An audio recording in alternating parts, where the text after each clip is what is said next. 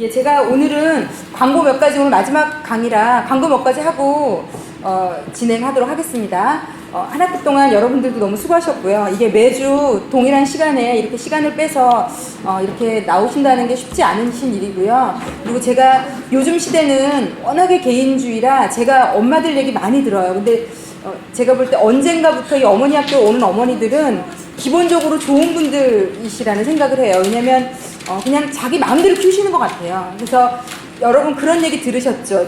그 대치동인가에 그 애들 방에 독서실 그 통 같은 거를 밖에서 잠글 수 있는 통을 사서 애를 그 안에 가둬놓고 못 나오게 한대요. 제가 그 얘기 듣고 너무 소름이 끼쳤거든요.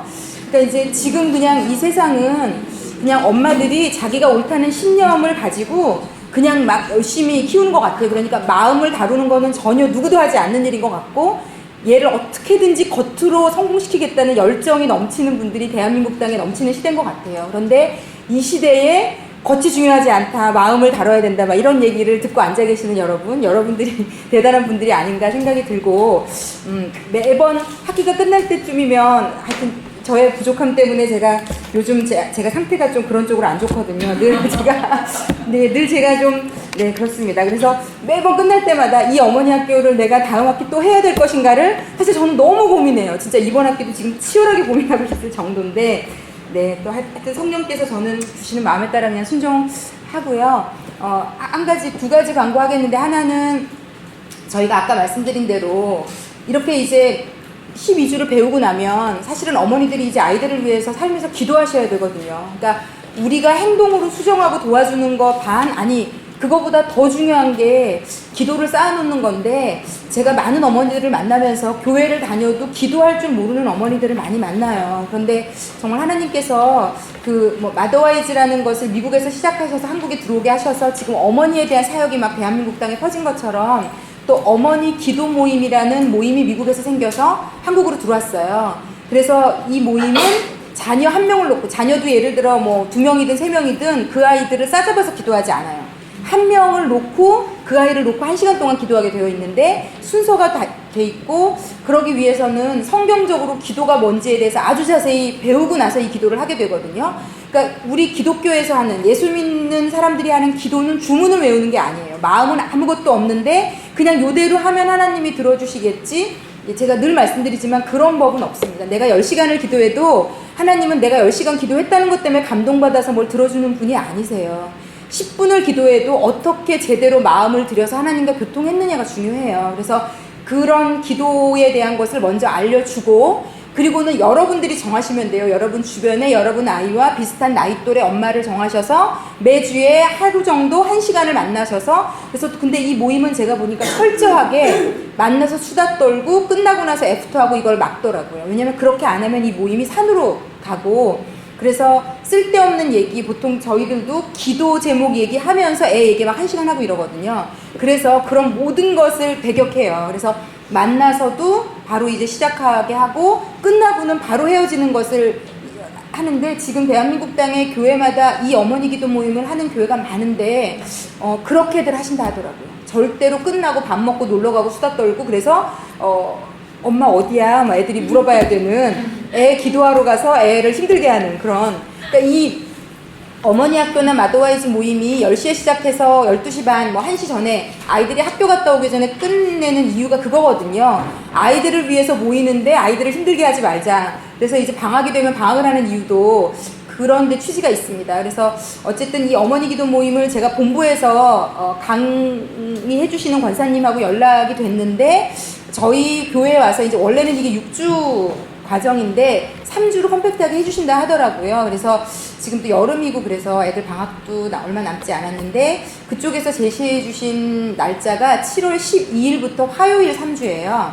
그러니까 12, 19, 26 이렇게 되더라고요. 화요일 3주, 10시도 괜찮고 10시 반도 괜찮고 그렇다고 얘기하셔서 저희 성기미들이 시간이랑 이런 것들은 확정 지어서 다음 주에 확실히 말씀을 드리도록 하겠고요. 그렇게 3주 기도 훈련을 받으시고 나면 이제 누군가를 한 사람 아니면 두 사람, 그러니까 그 이상은 넘지 않도록 하더라고요. 세 사람은 안 넘게 그렇게 모이셔서 그 폼대로 기도하시면 되고, 저는 사실 개인적으로 기대가 됩니다. 왜냐면 이 사춘기 아이를 이제 이걸 배우고 보니 제가 잘못한 게 많다는 걸 깨닫고 나서 이거를 기도로 더 세우면서 이제 아이에게 해야 되겠다는 생각이 들어서 이 기도 모임을 매주 제가 또 어떤 분과 그것도 기도하고 있거든요. 하나님, 제가 어떤 분하고 만나서 기도를 해야 될까요? 이걸 좀 기도하고 있는데 하시면 아주 도움이 되시고, 그리고 이 기도 패턴을 배우시면 평소에 기도하시는데도 기도의 길이 잡히실 거라고 생각해요. 그래서 굉장히 도움이 되고, 그 정신나간 주기에서 이제 나오셨지만 보니까 남편도 그 기도 내용을 그대로 가지고 기도하면 되게 좋다고 하더라고요. 그래서 아주 좋은 기도의 형태를 한 가지 배우실 거니까 다음 주에 좀 신청을 받도록 하겠습니다. 저희가 한 주 쉬고 하는 거가 되겠더라고요. 그래서 신청 이번에 뭐 대대적으로 너무 많이 들으셔야 되고, 그것보다 저는 중요하게 생각하는 게 아마 이번에 해보고 좋으면 다음번에 또 의논해서 한 번 더 초청해서 할 수도 있을 것 같은데요. 대신 3주는 이거는 어머니 학교랑 달라서 기도에 관한 걸 배우시는 거라 3주를 빠지시면 안 될 것 같다는 생각이 들어요. 그래서 나름대로 3주는 결심을 좀 하시고 빠지지 않으셔야 아마 이 흐름을 잡아서 하실 수 있지 않을까. 왜냐면 저는 사역자인데도 제가 분당 우리 교회 가서 3주를 했어요, 이거를요. 근데 그때는 좀 간증이 많았고 그랬는데 3주 해가지고 하려니까 어렵더라고요. 근데 이분한테 제가 좀 건의를 했더니 3주간 뭐 어떤 다른 뭐 간증이나 어떤 다른 걸로 대체하지 않고 이 교제의 기도에 대해서 얘기하는 것을 컴팩트하게 다뤄주신다고 했거든요. 그래서 그렇게 이해하시고 꼭 3주를 다 참석하실 수 있는 분들이 신청을 좀 해주시면, 그 숫자가 아주 작아도 상관없다고 하시더라고요. 그래서 하실 수 있는 분들이랑 같이 한번 해보고 이게 또 좋으면 아마 소문이 나면 어머니들이 많이 하실 수 있지 않을까 이런 생각이 듭니다. 자, 그리고 또 한 가지는요, 이건 뭐 광고는 아닌데, 제가 이제 방학을 하면 되게 막 어머니들이 힘들어하세요. 그러면서 이제 어떡하나, 매주 목요일마다 상태가 좋다고 애들이 제일 좋아하는 요일이 막 목요일, 막 제가 이런 얘기 많이 들었고, 특히 사춘기 제 옛날에 그 저희 교회 어떤 친구들은 정말 너무 목요일이 기다려진다 그러면서 엄마 안녕히 다녀오세요 막 방학 때 겹쳤을 때 막 너무 기뻐하며 왜 벌써 끝나냐며 아이들이 그렇게 얘기한다고도 들었어요. 그래서 우리의 상태가 딱 이제 12주 지나면 또 달라지는구나 생각이 되는데요.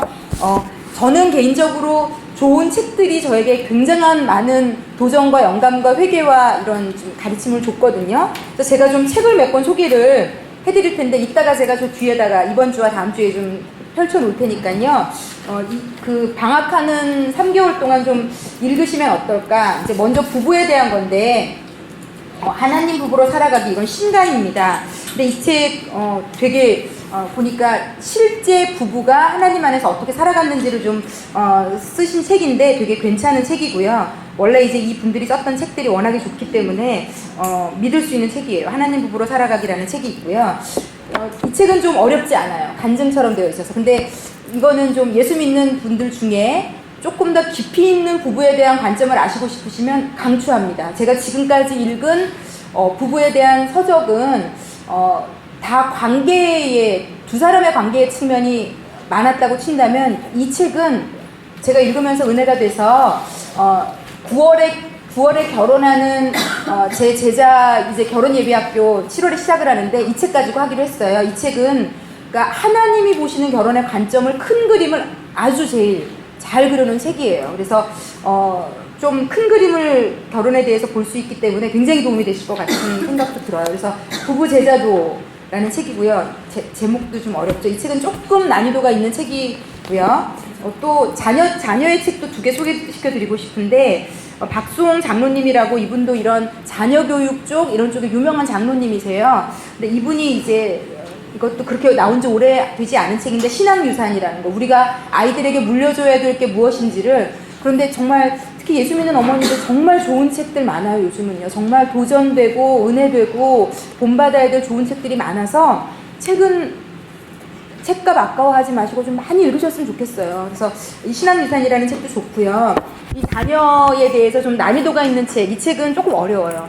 제가 그때 얘기 드린 예화가 나와 있는 한 도시에 사단이 지배한다면 어떤 일이 일어날까, 이 책은 율법과 하나님과의 관계를 너무 잘, 근데 진짜 조금 믿음이 있으신 분들이 읽으시면 아주 좋으실 거라고 생각이 들어요. 자녀 교육 은혜를 만나다. 이 책은 제가 지금 조금 읽고 있는데, 제가 너무 반 정도 읽었는데 너무 은혜가 돼서, 근데 책이 조금 난이도가 있어서 이걸 제가 잘 읽어서 강의 때마다 조금씩 넣어야 되겠다 이 생각을 하고 있거든요. 이 책도 이 성품 다루는, 이 마음을 다루는 책보다 더 뭐라 그럴까요? 적나라하고요, 영적으로. 더 폐부를 사실 찌릅니다. 그래서 이 책을 읽으면서도 제가 마음이 막 많이 아팠는데, 좋은 아픔이에요. 그래서 예, 이 책도 좀 추천해드리고 싶고, 제가 뒤에다가 이렇게 해놓을 테니까 좀 살펴보셔도 좋을 것 같아요. 책을 좀 방학 동안 좀 읽으시면 어떨까 생각이 듭니다. 자, 오늘 마지막 강인데요. 유년기, 사춘기 성경적 자녀 양육 오늘 나누고, 예, 오늘 이제 강의는 이번 학기 강의는 마치도록 하겠습니다. 제가 잠깐 기도하고 오늘 모임 시작하겠습니다. 사랑하는 아버지 하나님, 저희가 11주라는 길다면 긴 시간을 같이 함께 남편과의 관계에 대해서, 자녀에 대해서 생각하며 이 길을 걸어왔습니다. 저는 사람이고 부족해서 하나님이 주시는 그 큰 뜻을 다 전달하지 못한 것 같아 늘 이 어머니 학교가 끝날 때쯤이 되면 저의 한계나 부족함 때문에 마음도 아픕니다. 그렇지만 아버지, 당신은 전능하신 분이시므로 부족한 저를 통해서도 하나님의 뜻이 전달되었을 줄 믿고, 그리고 그 작은 전달되어진 것들이 우리 어머니들 안에 자리 잡고 있다가 하나님께서 그것을 물 주시고 키우실 줄 믿고 감사합니다. 하나님, 우리가 늘 제자리에 머물러서 한계 가운데 고통만 하는 엄마요, 아내요, 여자로 살지 않게 도와주십시오.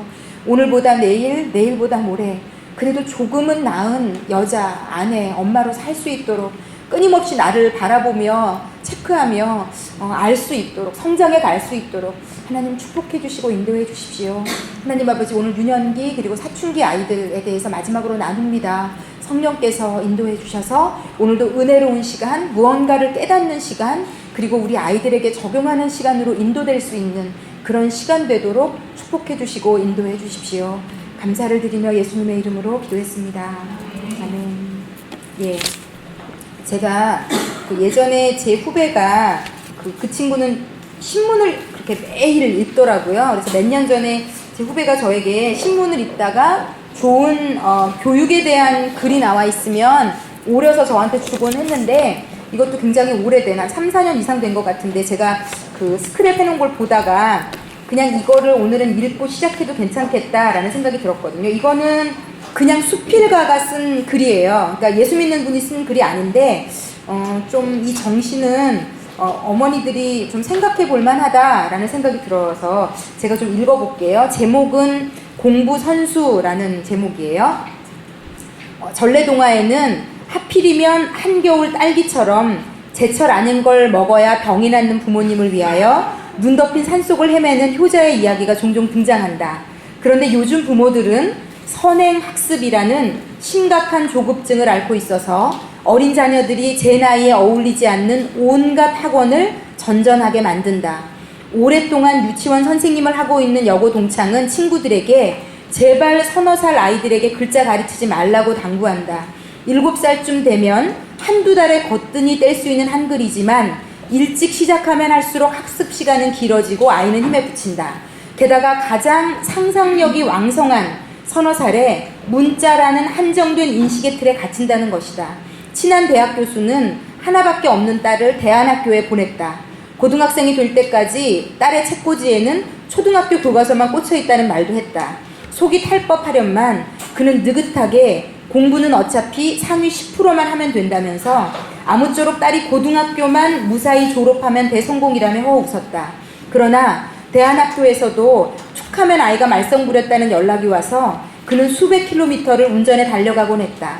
그런데 놀랍게도 그 아이가 전문대학에 합격한 것이다. 노래에 소질이 있었는지 뮤지컬과에 들어갔다는 것, 그리고 졸업하더니 취직까지 했다. 자랄 때 제발 얌전한 사촌들 좀 닮으라고 말했거든요. 그런데 사촌들은 지금 놀고 있는데 오히려 사고뭉치가 야무지게 직장 생활을 해서 내 딸 맞나 싶어요. 참 별일도 많지요. 그는 복권 당첨금을 탄 사람처럼 말했다. 학교에 다닐 때는 죽어라고 공부를 안 하고 다른 길로만 도망치던 딸이 아침 일찍 출근하고 월급을 타서 저축도 하는 눈치라는 것. 10년 이상 그 아이의 성장기를 들어온 나도 믿기지 않아 어쨌든 기적이라며 함께 기뻐했다. 그런데 기적일까? 말썽꾸러기 딸은 공부에는 흥미가 없었지만 세상과 담대하게 맞서고 눈치 있게 대처하고 자기 자리를 찾아내는 능력이 있었던 것이다. 사실 공부에도 선수가 따로 있다. 그림이나 운동이나 음악처럼 공부 역시 소질을 타고나는 것인데 부모들은 노력만 하면 1등을 할 수 있다고 착각한다. 공부는 세상에서 공부가 제일 쉬웠어요 라고 말하는 공부 선수들이 하면 된다. 나머지는 저마다 다른 소질을 살려 행복하고 유익하게 사는 법을 공부하는 게 훨씬 현명하다. 인생은 딱 한 번뿐이다. 아무리 선행학습을 하고 남보다 더 빨리 뛰어가도 2번 살 수는 없다. 어차피 한 번뿐인 인생에서 제 나이를 건너뛰라고 강요하는 것은 부모의 월권이다. 자녀들이 매 순간순간을 제대로 만끽하며 천천히 제 나이에 맞게 살도록 두어야 한다. 제철에 충분히 익은 과일이 가장 달고 몸에도 좋지 않은가. 너무 맞는 말이라고 생각해요. 우리는 이 대한민국은 특히 공부라는 것이 모든 것의 기치가 됐고요. 제가 생각할 때 이게 실로 놀라운 집단 세뇌의 상태라는 생각이 들어요. 정말 왜냐면 우리는 단일 민족이고 나라가 작고 어떤 것들이 굉장히 공유하기, 또 예전에 유교 사상, 어떤 그런 하나의 가치를 가지고 전체가 묶여 돌아가는 게 너무 강했던 나라고, 그랬기 때문에 제가 생각할 때, 제가 70년생이고 제가 미국에 유학을 갔었는데 그때 이제 서울대를 졸업했던 저보다 12살 많은 대학원생이 유학을 와 있었어요. 그런데 서울대를 나왔고 장학금을 받고 있다는 것만으로 얼마나 이분이 아나무인이고 얼마나 꼴같지 않은지 학교에서 유명했거든요. 근데 정말 똑똑해서 사람들이 뭐라고 말할 수는 없었어요. 그런데 그분이 얘기하더라고요. 자기가 서울대를 다닐 때는 서울대가 교복이 있었대요. 배지가 있었고, 정말 그걸 온 대한민국 국민이 그 옷을 입고 그 배지를 달고 다니면 누구든지 길거리에서 만나는 누구라도 부러워하고 칭찬하고 아는 체를 하고, 모르는 사람인데도. 그럴 만큼 우리나라가 집단으로 공부 잘하는 것에 거의 세뇌가 되어서, 그래서 예전에 보면은 특히 제가 저희 시아버지도 약간 그런 층에 속하는데 뭘 해도 다 괜찮은, 정말 공부를 잘했기 때문에 이분의 인격이 어떻든지 생각이 어떻든지, 그래서 저희 나라가 지금 여러 가지 정치나 여러 가지 면에 문제가 있는 것은 인격이 어쨌든 매일 앉아서 공부 선수가 되어서 이 사람은 공부를 잘한 것 뿐인데 과도한 칭찬과 격려와 교만과 거만을 불러일으켜서 이분들이 정치 일선이나 여러 가지 곳들에 들어가며 그곳에서 관계의 문제들이 불거지고, 탁상 어떤 책상 앞에서밖에 할 수 없는, 견문은 좁은데 앉아서 공부한 것을 가지고 모든 것을 해결함으로 시행착오를 이 나라 전체와 국민이 얼마나 겪었는지, 이런 것들을 생각해 보면 이제는 약간 이런 집단 체면에서 우리가 좀 벗어날 때도 됐는데, 아직도 대한민국은 제가 볼 때 여전히 공부면 다라는 이런 것이 있는 것 같고, 여기에 최고의 피해자는 우리 아이들이다라는 생각이 듭니다. 특히 공부시키는 것 때문에 아이의 인격적인 거를 말살해 가고 있는 영역이 있다면 하나님께 한번, 특히 교회 다니시는 분들은 물어보셔야 돼요. 저는 확실히 믿는 것은, 근데 제가 늘 이런 생각을 한답니다. 제가 제 아이가 공부를 좀 굉장히 잘하고 이런 얘기를 하면 굉장히 당당할 텐데 제 아이는 공부를 안 하는데 이런 얘기를 하려니까 마치 지 애가 공부를 안 하니까 저렇게 믿고 싶구나 라고 누군가는 얘기를 해도 제가 반박할 게 사실 별로 없는, 이영원 집사님이나 이런 분이 사실 이런 얘기를 좀 해야 되는데 마이크는 자꾸 제가 지고 떠들다 보니까 이렇게밖에 얘기할 수 없는. 근데 어찌되었건 하나님이 이 땅에, 저는 그냥 확실히 믿는 게 하나 있어요. 누구나 그 사람이 할 수 있는 자리가 있다고 저는 믿어요.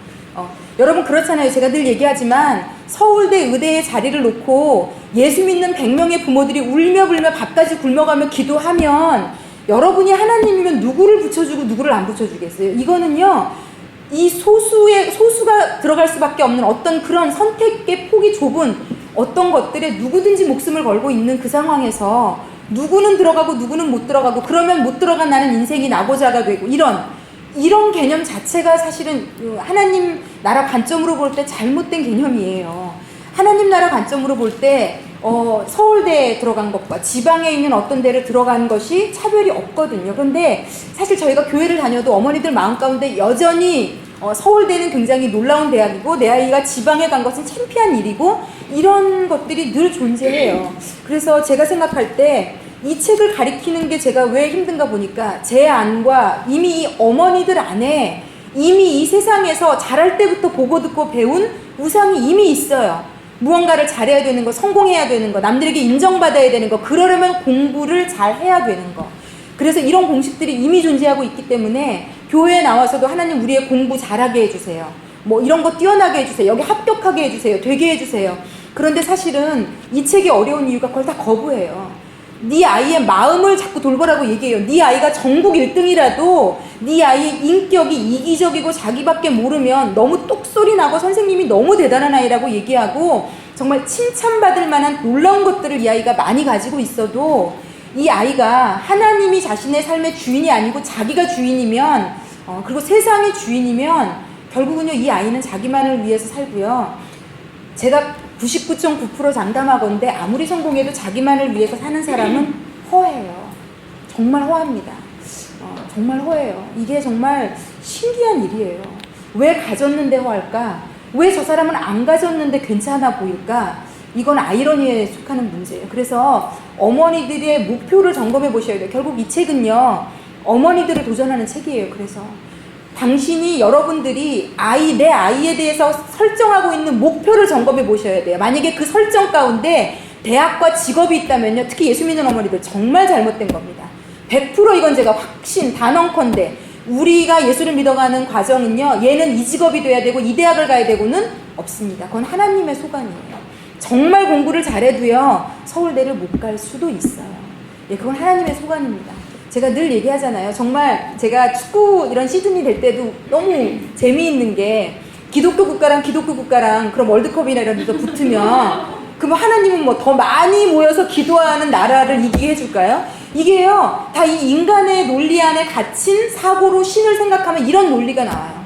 그러니까 막 더 열심히 기도하는 거죠. 아이가 고3 때가 되면 더 열심히 기도하고 더 그 당일날은 막 식음을 전폐하고 기도하고 그거는 하나님이 그날 내가 더 많이 기도하는 것에 따라서 당락이 결정되지 않습니다. 예, 절대로 그런 일은 없어요. 예, 하나님은 내 노력을 가상히 여겨서 무언가를 들어주는 그런 신이 아니세요. 그러니까 만약에 그날 하루 종일 기도한다면 나의 마음의 불안함과 아이의 어떤 마음의 평안은 정도를 위해서 기도할 수는 있겠죠. 그래서 하나님을 수단으로 삼는 것을 하나님은 전적으로 배격하십니다. 그래서 여러분 마음 가운데 하나님이 나를 좀 잘되게 해주고 내 새끼 편하게 해주고 나의 삶을 편안하게 해주는 분이라면 잘못 종교를 찾아오셨어요. 강추하건대 다른 종교를 찾아가셔야 됩니다. 예, 하나님은 그런 것에 전혀 관심이 없으시고요. 하나님은 우리가 얼마나 속사람이 괜찮은 사람이 되는가 모든 거를 걸고 계세요. 그렇기 때문에 이 개념이 정확하시지 않으면 엄마 자체가 이 개념이 없는데 어떻게 내 아이의 마음을 읽겠으며 내 아이가 공부 잘하는 게 최고의 목표인데 어떻게 아이를 인격적으로 바로 잡아줄 수 있겠습니까? 그건 불가능한 일이에요. 그래서 먼저 제가 이것을 읽은 이유는요. 이 책에 이렇게 얘기하고 있습니다. 엄마들이 아이의 세 가지로 얘기해요. 아이를 판단할 때 유년기도 그렇고 사춘기 때도 그렇고 세 가지를 점검해 보라고 얘기해요. 첫 번째, 하나님과 아이의 관계. 두 번째, 아이가 아이 자신을 어떻게 생각하고 있는가. 세 번째, 아이와 다른 사람과의 관계. 요 세 가지는 어머니들이 아이가 자라면서 계속 점검하셔야 돼요. 특별히 저는 유년기 때에 대한 이 책이 굉장히 제가 지금까지 읽은 유년기들에게는 없는 아주 좋은 관점들이 있더라고요. 그래서 이 유년기가 이 책에서 5세부터 12세, 아마 이게 미국 나이일 가능성이 크긴 해요. 이 저자가 미국 분이라. 근데 어쨌든 제가 볼 때 4, 5세 정도 되면은 그 순종, 반항하는 것을 왜 즉각적으로 도전 없이 변명 없이 말 듣는 것은 그 전에 잡아 놓으셔야 되는 거고요. 그 이유가 되면 이제 성품 훈련으로 들어가야 된다고 얘기하는 겁니다. 이 책이. 제가 그 차이는 나중에 설명을 드릴 텐데 그러면서 늘 요 세 가지를 근데 제가 이 책의 마지막에 유년기 때 엄마 아빠가 모여서 아이의 요 세 가지 상태를 의논하라고 돼 있는데 그게 너무 와 이렇게 체크할 수 있으면 진짜 좋겠다. 근데 저희 지금 사춘기 아이를 키워도 이거를 점검해봐야 되겠다. 아이와 하나님과의 관계가 어느 정도인지 지금 그리고 아이가 자기 스스로를 어떻게 생각하고 있는지 그리고 아이가 다른 사람과의 관계는 어떠한지 그래서 이것들을 엄마 아빠가 파악을 하고 있으면요 아이를 도와주는 것이 아주 용이할 수 있을 것 같아요. 예를 들어서 이 아까 그 뮤지컬 음대를 실용음악과를 갔다는 이 친구는 이 아이에게 공부 외에 되게 좋은 기질이 있었는데 부모도 선생님도 거의 다 못 발견한 케이스거든요.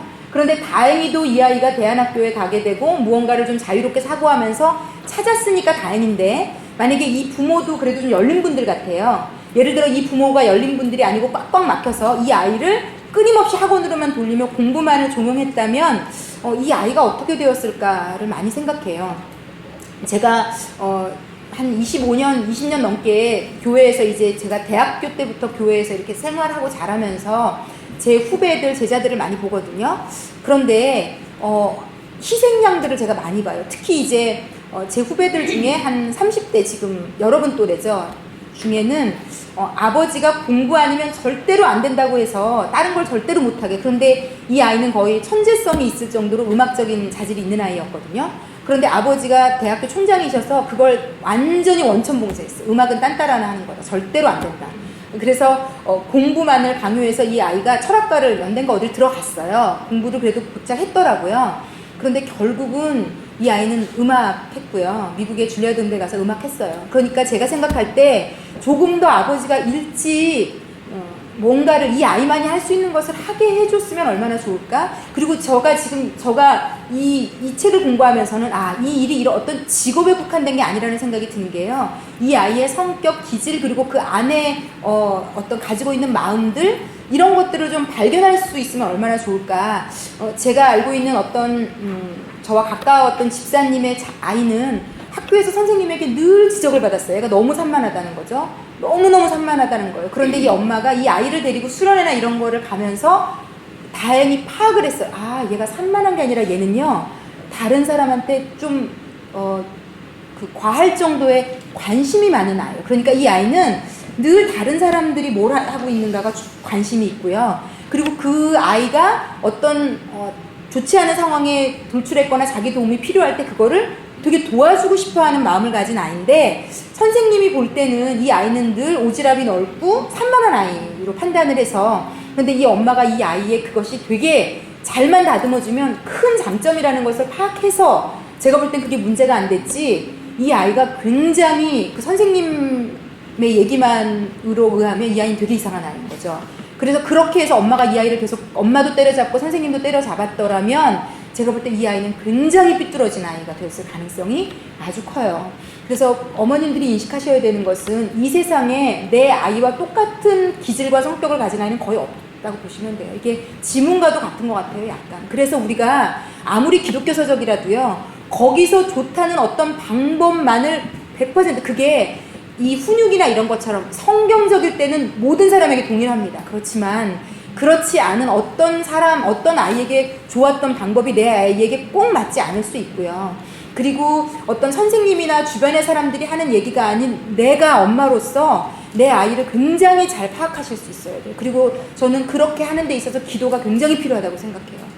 저는 제가 감사한 거는 제 아이의 좋은 점, 나쁜 점이 파악이 되거든요. 이 책에서도 얘기하는 게 아이의 장점이 뭔 줄 알고 있니? 단점이 뭔 줄 알고 있니? 근데 여러분 조심하셔야 되는 것은요, 사실 우리가 어쩌면 장점도 제대로 모를 수도 있어요. 진짜 장점, 겉으로 드러나는 것에는 되게 민감하거든요. 저희가 우리는 공부 잘해요, 우리는 말 잘해요, 이렇게 누구나 아는 거에는 굉장히 민감하고 되게 좋아해요. 엄마들이 이런 재능이 있어요, 이런 것도 잘해, 얘는 악기를 이상하게 조금만 가르쳐, 이런 것들은. 근데 제가 이 책을 하다 보니 이거는 자랑의 항목에 안 속하는 것들이구나 라는 걸 알게 되었어요.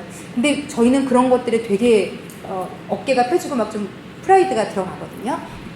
그런데 오히려 이 아이가 가진, 왜 하나님이 심어 놓으신 되게 선천적으로 누군가 다른 사람을 배려를 한다든지 어떤 이런 그 아이만이 가진 그것이, 제가 볼 때 나중에 이 아이가 하는 직업으로도 다 연결될 가능성이 저는 있다고 생각해요.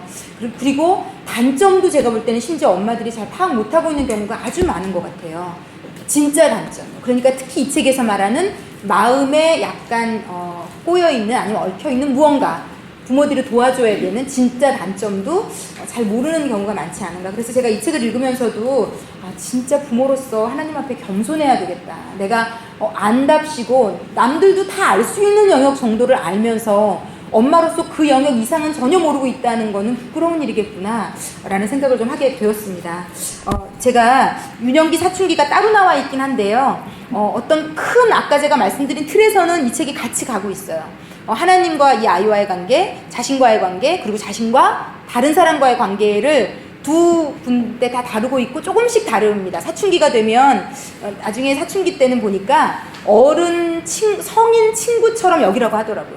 근데 우리는 왜 그 80 먹은 90 먹은 그 어머니가 60, 70 먹은 아들 걱정하잖아요. 조심해라, 빨리 들어와라, 차 조심해라, 뭐 이렇게. 그러니까 우리가 약간 우리에게도 아이는 아이거든요. 아무리 커도. 그러다 보니 이 아이를 독립적인 인격체로 이제 떠나보내야 될 때, 또 간섭하지 말아야 될 때를 그 선을 너무 엄마들이 잘 넘는 것 같아요. 그래서 이제 나이가 들면 또 그게 어려운 것 같아요. 적당한 선을 지키는 거, 아무 때나 막 잔소리하고 아무 때나 얘기하지 않는 거. 그래서 요즘 제가 이제 속에서 좀 천불이 날 때가 많거든요. 그래서 어제도. 그리고 이 사춘기 때는 보니까 되게 상처를 잘 받고요. 아무것도 아닌 일에 잘 힘들어하고요. 그리고 자기 주장이 좀 무모할 정도로 강해요. 그리고 그게 대화로 안 먹혀요. 그래서 제가 어제도 정말로 제가 억울해가지고요. 내가 진짜 이걸 공부했고 내가 진짜 그랬으니까 참지 내가. 아니 무슨 얘기를 하는데 엄마 내가 얘기했잖아. 어제 되게 막 너무 어제 친절하게 저한테 엄마 막 불러가면서 그렇게 엄마라는 단어를 자주 쓰지 않아요. 아이들이 이제 나이가 들면. 그런데 어제는 오래간만에 엄마라는 단어 엄청 많이 들었는데 그래서 기분이 이제 슬슬 좋아지고 있었는데 엄마 그러더니 내가 옛날에 얘기했었잖아. 그 엄마들끼리 뭐 모여가지고 뭐 이렇게 돈 모아서 뭐 하는 그때 아무 기억이 안 나는 거예요. 그게 뭐지? 근데 이제 머릿속이 복잡해요. 왜냐면 자기가 예전에 얘기한 걸 기억 못 해내면 너무 싫어하는 거예요. 그래서 엄마가 나이가 들어서 요즘 기억력이 떨어진 거야. 그걸 이해 못 해요, 또. 그래서. 근데 아무리 들어도 막 머릿속에 막 복잡한데 하나도 기억이 안 나서 얘가 얘기를 더 해가는데 하나도 못 알아듣겠는 거예요. 그래서 근데 석현아 언제 얘기했니? 그게 무슨 일이지? 그랬더니 너무 신이 나서 얘기하던 아이의 표정이 갑자기 싸늘해지면서 왜 계속 얘기해봐? 그랬더니 엄마가 내가 무슨 얘기하는지도 모르는데 내가 왜 얘기하겠어? 그러더니 어제는 대화가 끝났답니다. 그래서 여러분 이런 억울한 날이 와요. 석현아 엄마가 일부러 그러는 게 아니야. 잊어먹은 거야. 아무리 설명해도 이미 얘기하고 싶지 않아. 아니 됐어. 얘기하고 싶지 않아. 그러니까 이런 날이 와요 여러분. 지금 여기 한 2-3분 동의하고 계신데 지금 아이가 너무 어린 여러분 이런 날이 옵니다. 그렇기 때문에 그래서 이 엄마의 인생이 제가 좀 고달파요. 왜냐면 어릴 때는 또 너무 들러붙어갖고 나를 괴롭히더니 이게 또 좀 크더니 또 너무 또 이러니까 또 괴롭거든요. 이제 뭐 딸들은 좀 정도의 차이는 있다고 할 수 있겠지만 어쨌든 뭐 아들은 진짜 그렇다고 제가 생각이 들고요. 제가 그래서 아들 하나만 가진 엄마, 아들을 하나 이상 가진 엄마 조금 안쓰러운 생각이 예. 근데 아들도 저희 시아주버님은 좀 딸 같아요. 전화를 저희 시어머니한테 하루에 몇 번씩도 하거든요, 어떨 때. 그래서 친구들이랑 만날 때 누구? 그럼 아들. 그럼 다들 막 지금도 놀라신다고 하는데 뭐 그런 아들이 있으시면 괜찮으시겠지만 그렇지 않다면 네. 뭐 거의 걔가 뭘 하는지 그냥 모르고 사신다 이렇게 생각하시면 되지 않을까. 네. 그래서 요즘은 갑자기 딸 가진 분들이 부러워지는 네. 예. 그래서 어찌 되었건 아이들이 곧 아이 또래에 따라서 우리의 행동과 태도는 달라져야 되는 게 맞습니다. 그래서 그냥 제가 볼 때 그래서 아까 저희 성기미 분도 어제 저한테 얘기를 하셨는데 이런 책들을 읽으면서 그냥 느껴지는 게 정말 엄마로서 내가 참 지혜가 필요하구나. 지혜로워야 되겠구나. 엄마가 지혜로운 것이 참 아이들에게 얼마나 큰 유익이 되는지 많이 좀 생각해 보게 됩니다. 자, 이제 유년기, 사춘기, 오늘 성경적 자녀 양육에 대해서 이제 좀 나눌 텐데, 여기서 말하는 유년기는 아까도 말씀드린 것처럼 유아기와 청소년기, 그러니까 사춘기 전이고요. 초등학교 가기 전부터 초등학교 정도까지를 커버하는 것 같아요. 이제 뭐 스스로 선택을 자꾸 하려고 그러는 나이고, 인격이 독립적으로 성장하는 나이고. 자, 그런데, 이 나이 때는요, 이제 순종훈련을 시키는 게 아니라 성품훈련을 시켜야 된다고 얘기하더라고요. 그러니까 약간 이렇게 두 가지를 구분하고 있는 책을 제가 처음 만났는데 굉장히 맞는 것 같아요.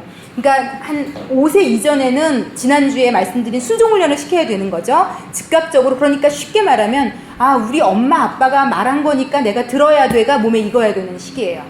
그래서 이때는 근데 이제 지난주에 아마 배우셔서 나름 이제 2-3살, 3-4살 아이를 실천해 보신 분들이 있었겠지만 여러분 쉽지 않아요. 예, 쉽지 않아요. 네, 내 아이가 내가 얘기한다고 막 어떤 분이 했는데 아마 애가 이리 와, 씩 웃으면서, 아니, 이렇게 딴짓하고, 정말, 하여튼, 왜냐면 그때까지도 이제 이미 얘는 엄마 아빠가 그렇게 안 하고 다 들어줬던 것을 이제 꺾는 게 쉽지 않아요. 그런데, 제가 용기를 드리고 싶은 것은 지금 훈련하시는 것이 가치 있는 일이에요. 한 4세 전이라면 정말 꼭 해보시기를, 뭐라 그래야 되나, 뭘 드린다고 해야 되죠? 단어가 생각이 안 나요. 네, 권유 드립니다. 네. 제가 점점 나이가 들면서 겸손해져 가고 있어요. 제가 예전에는 이 총기와 이 말발은 누구에게도 지지 않을 수 있었으나 이제 40대 중반을 넘어가면서 예전 같지 않은, 예. 어쨌든 그렇게 권유를 드리고요. 이 책에 보면 여러분들이 지금 어쨌든 이래요. 원리는 이렇습니다. 지금 고생하겠느냐, 사춘기 때 고생하겠느냐예요. 그래서 저는 지금 고생하는 게 10배 낫다. 강추합니다. 왜냐면 여러분 언젠가는 고생해요. 둘 중에 한 번은 진짜 외롭고 피눈물도 흘리고 마음 아프고 힘들어야 돼요. 그렇다면 언제 힘들 것인가? 지금 힘든 게 낫습니다. 왜냐면 이 책에 보면 제가 놀란 게 아이가 이제 스케이트 타러 간다고 예화가 나와 있어요. 스케이트인가 어디 타러 놀러 간다고 이제 부모에게 얘기해요. 사춘기 아이가. 그런데 이 부모가 보니까 요즘 아이가 숙제하지 않고 해야 될 일을 하지 않고 계속 놀러 나가는 거예요. 그런데 이제 이런 훈련을 안 한 아이를 그 사춘기의 나이 때 놀러 가는 거에 딱 꽂혔을 때, 컴퓨터에 꽂혔을 때 그때 걔를 그거에서 끝내게 하는 거는요, 부모로서 이 아이와 관계와 영향력과 권위를 쌓아놓지 않은 부모는 절대 불가능해요. 그 나이는 절대 부모의 얘기를 듣지 않고요. 이 책에도 나와 있는 것처럼 아이들은 부모를 되게 귀찮거나 자기들을 억압하는 존재로 이미 딱 인식해요. 그리고 나랑 관계가 그래도 웬만큼 좋았다고 생각해도요, 제 아이를 보니까 제가 깜짝 놀란 게, 엄마 누가 요즘 애들이 집에서 엄마 아빠랑 얘기해? 이렇게 얘기해. 이렇게 얘가 다 들은 거예요. 왜 석현아, 왜 그런 생각을 하니? 친구들이 다 그렇게 얘기한다는 거예요. 애들이 다 집에 들어가기 싫어. 엄마 때문에 짜증나.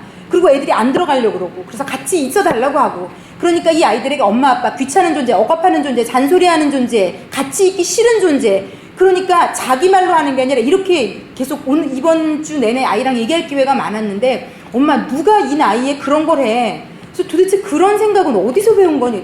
내 친구들은 다 그래, 이렇게 얘기해요. 네. 그러니까 그걸 서로 공유하는 거예요. 그리고 이 사춘기가 되면 이 세상에서 가장 중요한 존재가 친구로 바뀌어요. 그 전에는 아이에게 제일 중요한 존재는 부모예요. 어쨌든 간에 아이가 아무리 어째도 부모가 중요해요. 이 한 초등학교 3학년 밑으로는 이제 벌써, 예전에는 초등학교까지 그랬거든요. 근데 지금은 초등학교 아이들도 고학년은 이제 사춘기가 빨리 오는 것 같아요. 육체적으로도 여자아이들이 생리도 보통 5학년, 4학년 때부터도 하는 아이들이 있더라고요. 그러니까 이 신체적이랑 정신적인 게 다 밑으로 점점 내려오고 있어요. 그래서 조금은 좀 걱정스러워요. 아이들이 여기 이제 잠언에서 성경적인 거 가르치라는 것도 예를 좀 들어서 성적인 것도 얘기하던데, 그러니까 너무 아이들이 임신이 가능한 시기가 빨라지는 거고 점점 성적인 것들은 아이들에게 너무 노출이 되는 시대가 됐어요. 그래서 성적인 것은요, 아이가 어릴 때 할 수 있을 만큼 어릴 때 아무리 해도 과하지 않아요. 성적인 것은 계속 가르치셔야 돼요. 이 아이가 그 성적인 것에 문을 열기 시작하면 그때부터 부모는 아무것도 할 수 없어요. 정말 아무것도 할 수 없어요. 울고 불고 때리고 난리를 쳐도 해결 안 됩니다. 그래서 정말요, 나중에 피눈물을 흘리시지 않으시려면 몇 세 이전에 가르치고 그 개념이 들어가야 되는 것들이 있어요. 제가 하여튼 오늘은 제가 그 중요한 3가지를 어쨌든 커버할 거라 좀 생각나는 대로 그냥 이렇게 좀 해볼게요. 제가 몽골을 가면, 그러니까 여러분 성경, 잠언을 어릴 때부터 읽어주고 하는 이 책에도 얘기하는데 너무 중요해요. 그리고요, 하나님의, 잠언에 이렇게 돼 있어요. 하나님의 법들을 읊조림으로 내가 명철을 얻나이다가 있는데요. 이거 100% 맞습니다. 성경에 하나님 말씀 맞는 게요. 잠언은 특히 성적인 것에 대해서, 특히 남자아이들이 가지는 성적 유혹에 대해서 어마어마하게 다루고 있고요. 그게 남자들을 어떻게 하는지 너무 자세히, 남자들의 몸을 육체적인 병부터 제가 지금 갑자기 기억이 안 나는데 정말 자세히 써 있어요. 얼마나 남자들이 분별력, 판단력을 잃고 리더십을 잃고 얼마나 많은 것들이 성적으로 눈이 멀면 잃는지가 잠언에 너무 자세히 써 있고요. 그런 어떤 게으르지 말아야 될 것이나 어떤 성실성에 대한 거나 거짓말하는 부분에 있어서나 정말 잠언은 정말 강추할 책이에요. 특히 나이가 어릴 때일수록 왜 하고 따지지 않은 나이에 이런 개념들이 들어오는 것은요, 정말 놀랍도록 좋은 일이에요. 몽골이라는 나라, 후진국일수록 가보면 왜 그 나라들이 이 아이들이 왜 이 악순환의 굴레 가운데 있는가 하면요.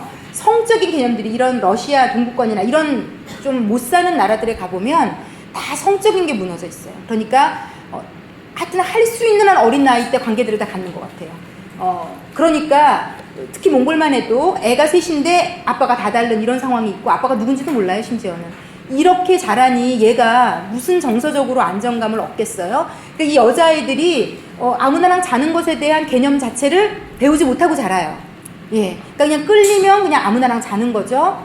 그리고 이제 몽골이라는 나라가 유목 생활을 하던 나라라 왜 아시잖아요. 이거 그냥 초원에다 집 짓고 또 여행하고 그러니까 그냥 예 그런 일들이 성적으로 너무 그냥 아무렇지도 않게 좀 노출이 되어 있는데 제가 그래서 성경적으로 저희 선교지가 있는 빈데르라는 몽골 도시에서도 한 8시간 거의 비포장도로로 가야 되는 곳에 저희 교회에서 파송한 선교사님이 계시는데 거기 가서 아이들에게 얘기했어요. 절대로 이제 초등학교 고학년부터 중고등학생 아이들 놓고 수련회를 했는데 이렇게 가르쳐줘요. 절대로 나의 벗은 몸을 다른 사람에게 보여주지 말라고.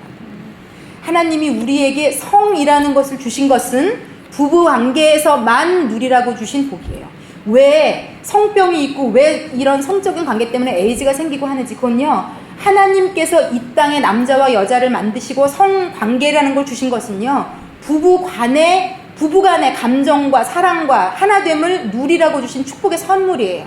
그런데 이 선물을 다른 사람과 다른 관계 가운데 쓰는 모든 것은요. 다 나에게 영적으로 정신적으로 육체적으로 해악이 옵니다.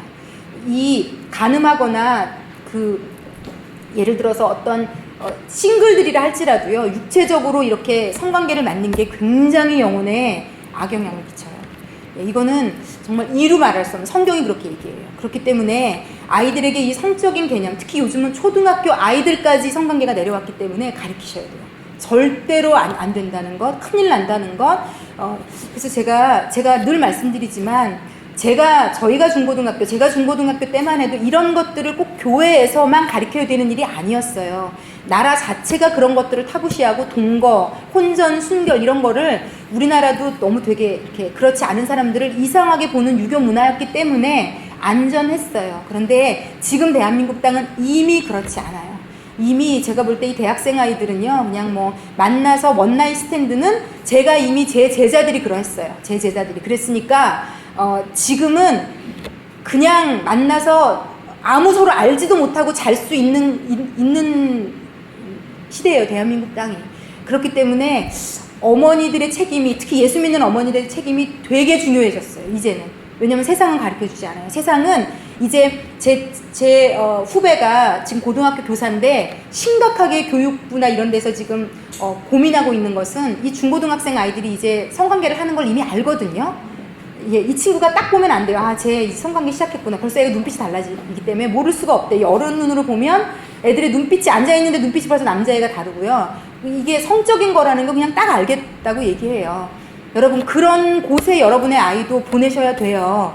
그런데 내 친구의 아이는 여기 이제 잠언에 보면 그래서 기도하셔야 돼요. 악한 자들이 내 아이의 곁에 못 오게 울타리를 쳐달라는 기도가 있어요. 성경을 가지고 기도하셔야 돼요. 정말 엄마들이 지혜롭지 않으면 이 세상의 아이들이 갈기갈기 찢겨나가는 시대입니다. 시대적으로. 그래서 악한 자들이, 그런 아이들이, 내 아이에게 그런 아이들이 접근해서 여자아이랑 자는 것이, 남자랑 자는 것이 너무 좋은 일이고 아무렇지도 않은 일이고 괜찮은 일이라고 계속 유혹한다고 생각하면 참 끔찍한 일입니다. 그렇기 때문에 개념을 가르치셔야 되고 아이들의 인간관계, 사람 관계에 대해서 기도 많이 하셔야 돼요. 그래서 선한 영향력을 끼치기도 하지만 받는 사람들과 같이 살 수 있도록 이런 것들을 가르치셔야 돼요. 그래서 제가 몽골에 갈 때마다 이 성에 대한 걸 가르치면서 막 마음이 아파요. 그런데 막 이 아이들이 눈빛이 굉장히 토끼 눈이 돼요. 왜냐면 아무나 그렇게 다 잠을 자고 자기 엄마도 그렇게 사는 판인데 아빠도 그렇게 살고 그렇게 하는 것이 나쁜 것이라는 걸 배우면서 하여튼 몽골 땅이나 이런 나라에 정말 복음이 시급해요. 왜냐면 제대로 예수를 만나면 윤리 도덕적인 면이 깨끗해져요. 이게요. 그래서 이 책에서요. 첫 번째, 두 번째, 세 번째 점검 과정에 첫 번째 하나님과 아이와의 관계를 점검하는 이유가 사실은요. 그게 거의 다예요. 그것을 점검하는 이유가 뭐냐면요. 여러분 누군가가 하나님을 제대로 만나면요. 도덕적으로 윤리적으로 사람은 점점 괜찮아질 수밖에 없어요. 저도 굉장히 아주 기질적으로 그런 사람인데 정말 예수 만나고요. 정말 사람이 되어져 가는, 왜냐면 하나님을 알면서요 이상한 사람이 될 수는 없어요. 그래서 이 책이 이렇게 얘기해요. 여러분, 이 책이 성품에 대해서 뭐라고 정의하는 줄 아세요? 성품이 뭐냐면 하나님이 누구시고 내가 누군가 아는 게 성품이라고 얘기해요. 그게 다예요, 여러분. 우리가 뭐 정직하고 성실해야 되고 부지런해야 되고 막 여러 가지 덕목이 있죠. 하나님을 제대로 만난 사람은요, 이것들을 할 수 있는 사람이 돼요. 사실 정직하고 바르고 열심히 하고 게으르지 않고 이런 것들이요, 노력만으로 된다면 이 세상에 안 착한 사람, 안 성실하지 않은 사람, 안 괜찮지 않은 사람 아마 없을 겁니다. 그런데 이게 내 노력으로 되지 않는 것, 부모에게서 물려받은 제 기질, 저는 아직도 제 부모에게서 받은 좋지 않은 기질 때문에 저는 아직도 싸우거든요. 약간 다혈질적이고 이렇게 약간 좀 이렇게 분을 이렇게 좀 뭐라 그럴까요? 좀 짧은 시간에 집중적으로 풀어내는 이런 제 기질적인 것 때문에 지금도 회개가 되고 마음이 아파요. 그런데 한 가지 아는 것은 제 노력으로 되지 않았던 저의 어떤 상처받기 쉽고 기질적인 것들을 하나님이 20년 동안 제가 예수 믿는 인생 동안 너무 많이 만져주셨어요. 제가 노력해서 된 게 아니라 제가 하나님을 만나고 알면서 됐어요. 그렇기 때문에 여러분 자체가 하나님을 잘 믿는 게 첫 번째 너무 중요하고요. 그게 사실은 좋은 엄마, 좋은 아내가 되는 방법이고요. 그리고 엄마가 일단 그렇게 되면요, 하나님의 그 사랑을 아이에게 가르칠 수 있게 되고요. 그렇게 가르쳐서 이 아이가 하나님이 누구인지 내가 누구인지 알면 이 세상을 살아갈 아주 좋은 지혜가, 분별력이 이 아이 안에 충만하게 돼요. 이건 옳은 일인지 아닌지 분별할 수 있는 이 분별력이라는 게 지금은 너무 중요한 시대예요. 왜냐하면 이제 아이들이 도를 넘어가기 시작했거든요. 아까 말씀드린 것처럼. 그런데 아이에게 분별력이 정확하게 있으면요, 옳은 것과 그른 것에 대한 판단이 딱 서 있으면요, 성경적으로 절대로 쓸데없는 것에 꼬임받지 않아요, 내 아이들이. 그래서 아까 사춘기 때 어렸을 때 이런 순종훈련 지금 이제 막 시작하시면서 와 이게 과연 될까? 기도하면서 해보십시오. 하나님이 해주십니다. 내가 할 수 있는 일이 아니고요. 하나님께 아이를 위해 눈물 흘리십시오. 울면서 하나님께 간구하세요. 하나님, 이 아이가 순종을 배울 수 있게, 이 나이에 순종을 배울 수 있게. 이 시기가 지나면 또 못하시거든요. 4세 넘어서면 또 너무 힘드세요.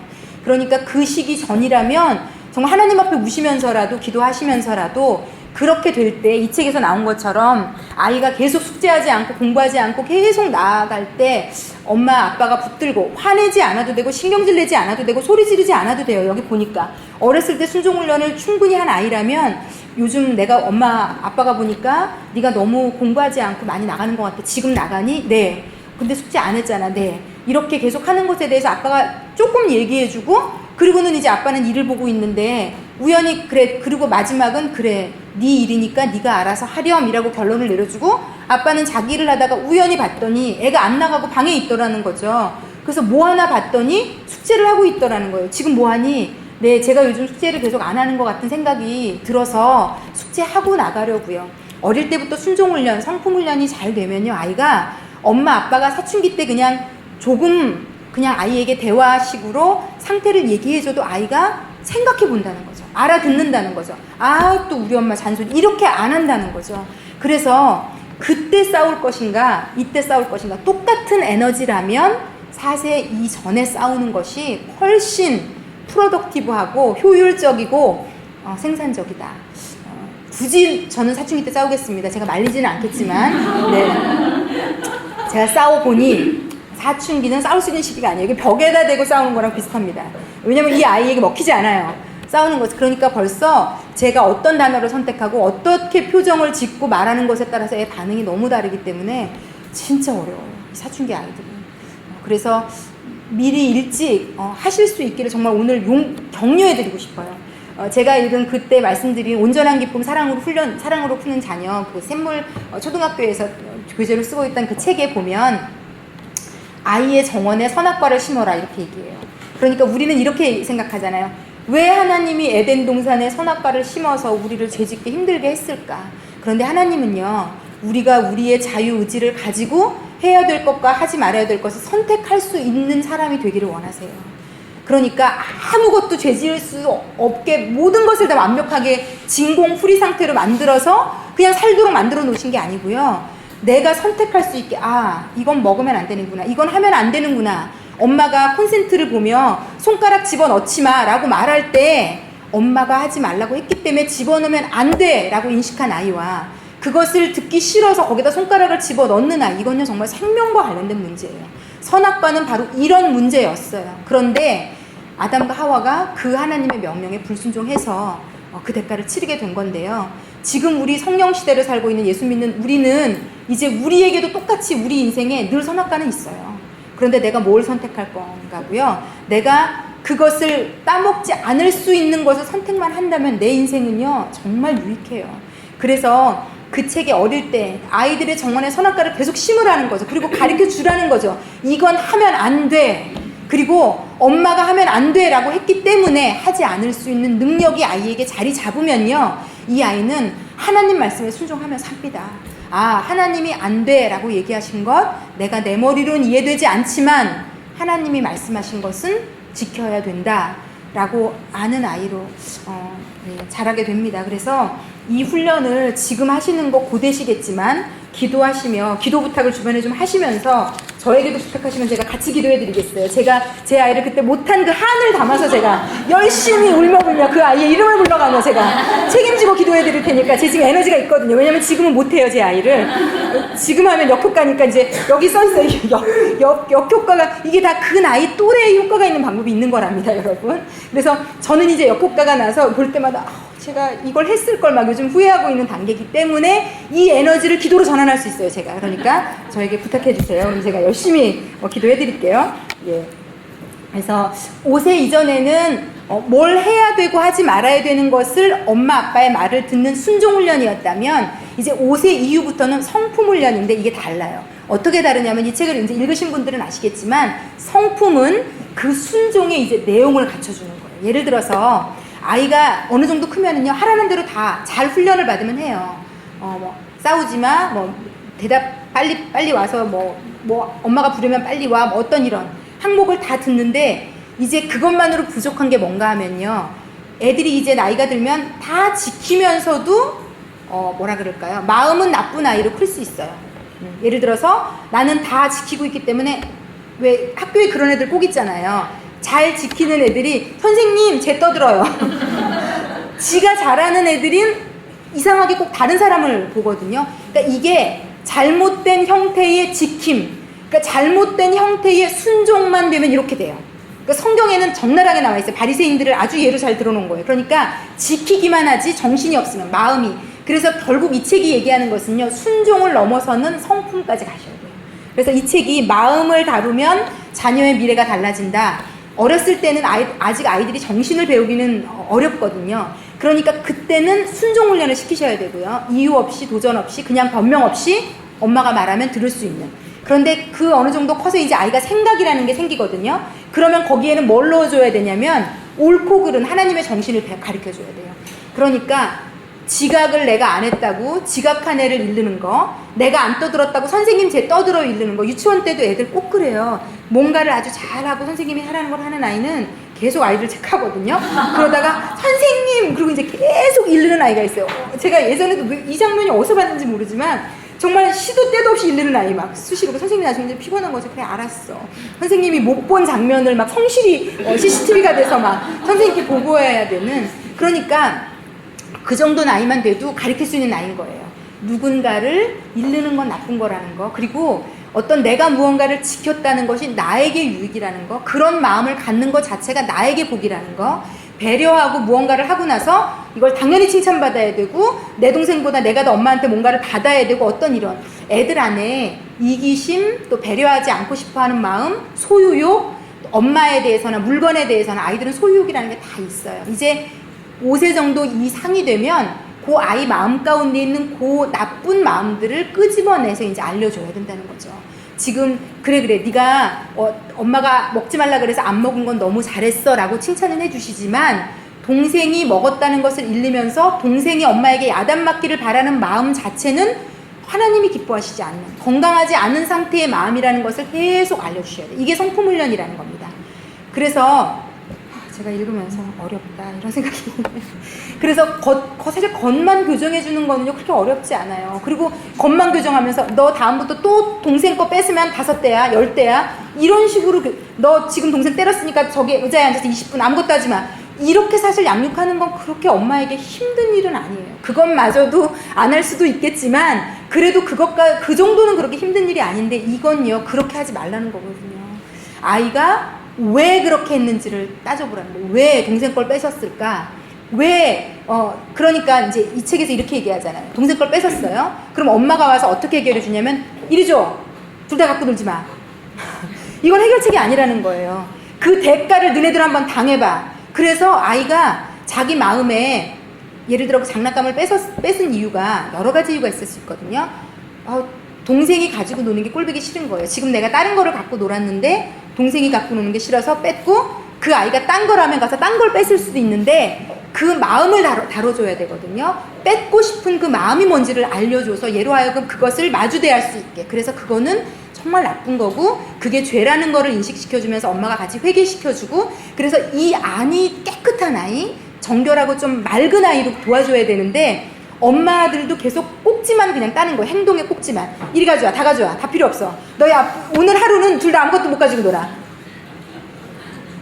이거는요 누구에게도 바른 해결책이 아니라는 거죠. 근데 세상은요 다 그렇게 가리켜요. 뭔가 대가를 치르게 하든지 이렇게 해서 그냥 그리고 동생한테 하여튼 이렇게 말로 이렇게 그냥 행동만을 교정시켜주는 것으로.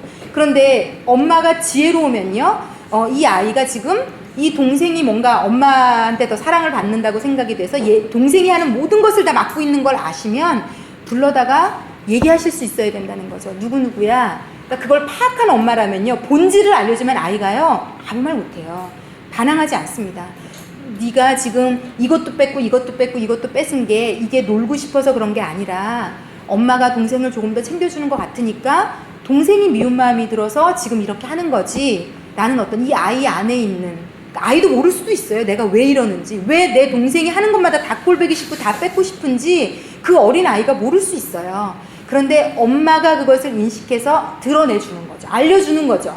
그리고 그것은 좋지 않은 마음이라는 거. 그리고 엄마는 동생이 더 어리기 때문에 더 많이 신경을 쓰는 것 같지만 끊임없이 얘기해 주셔야 돼요.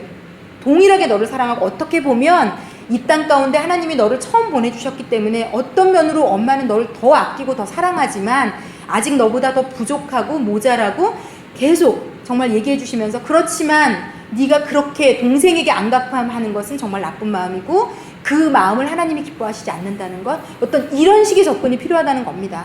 그래서 그냥 행동을 계속 교정하면서 행동을 계속 꾸짖고 행동 때문에 계속 벌을 받으면요 이 아이가 결국은 행동만 고치면서 계속 누구 다른 애 잘못하는 애 없나 선생님께 이르고 세상에 나가서 그런 사람들을 보면 적개심을 가지고 있고 무시하고 우습게 보고 이렇게 되게 돼요. 특히 엄마가 공부나 행동에만 목숨 걸고 교정시켜준 아이들이요 다른 사람 무시해요. 자기보다 못하는 사람. 쟤는 저런 것도 하나 못해? 그러면서 무시하면서 그거에 대한 되게 자아의식이 되게 이상한 프라이드를 가지고 있게 되거든요. 그런데 그거는 못하는 것보다 더 안 좋은 거예요. 그래서 이런 성품 형성에 대한 것들을 가리키는 게 너무 중요하고요. 겉만 번지르르하게 가리키는 것이 오히려 더 위험할 수도 있다는 것도 아셔야 되고요. 그래서 이제 어쨌든 이 책에서 3가지 진단 방법으로 얘기해 주시는, 오늘은 요 3가지 진단 방법 나누고 마치면 될 것 같은데 저 시계가 죽어 있어요, 지금요. 지금 몇 시예요? 11시 50분. 예, 이제 이거 3개 정도 하고 마치면 되겠네요. 이 책에 보면 하나님과 아이와의 관계를 먼저 진단해 보라고. 이제 5세 이상이 되면요 아이가 스스로 하나님을 이제 알아갈 수 있는 나이예요.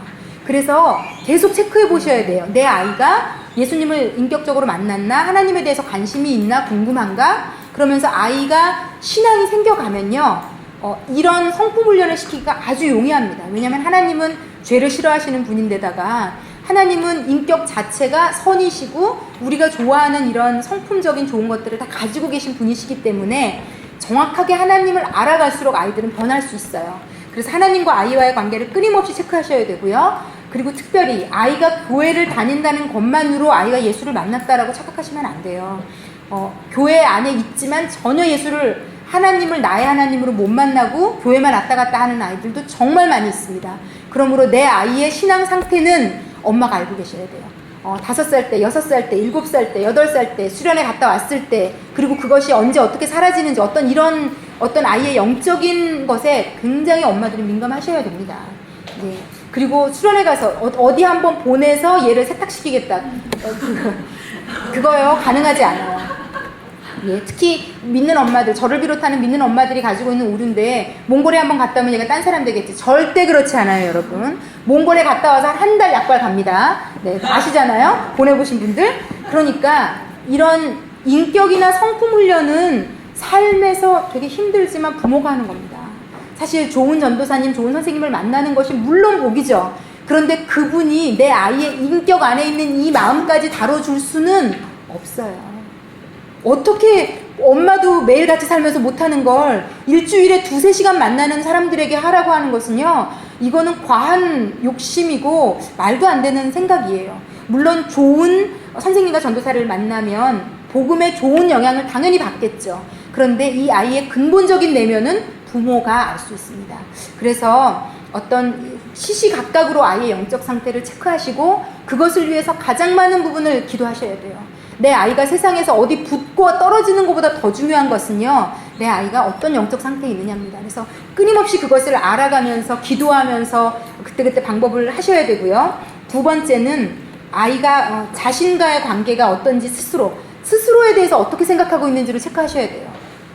아이가 아이 자신에 대해서 어떻게 생각하고 있는지 굉장히 이거 사실 중요해요, 여러분. 자기 자신에 대해서 나는 못났다, 나는 별로다, 자신감이 너무 없는 아이들, 은연중에 부모가 그렇게 만들었을 가능성도 크거든요.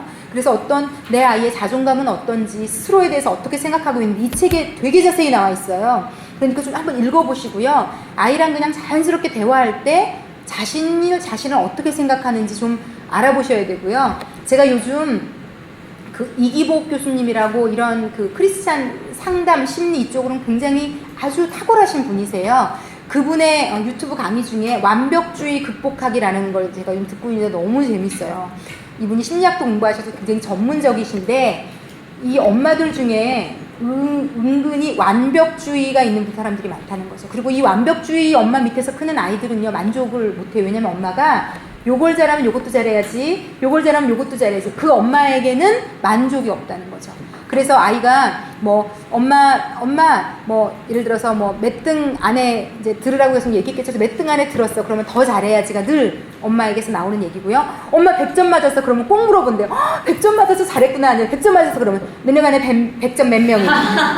그러니까 뭐 어떤 상황에도 초를 칠 수 있는 능력자더라고요. 제가 보니까 뭐 어떤 상황에도 초를 칠 수 있는 능력자인 게, 제가 그분이 예를 들는데 제가 빵빵 터졌어요. 이렇게 뭐 100점 맞았어요. 너네 반에 100점 몇 명이니? 그런데 엄마 전교 1등 했어요. 그래서 제가 전교 1등 한 건 어떻게 디스할 수 있지 생각했더니 얘가 저학년 중학생이었나 봐. 그랬더니 고등학교 3학년 때까지 잘해야 진짜 잘하는 거죠. 이런 식으로. 그러니까 이 엄마에게 모든 상황에 어떤 식으로든지, 제가 능력자라는 생각이 들어요. 어떻게 이런 기발한 생각을 할 수 있지?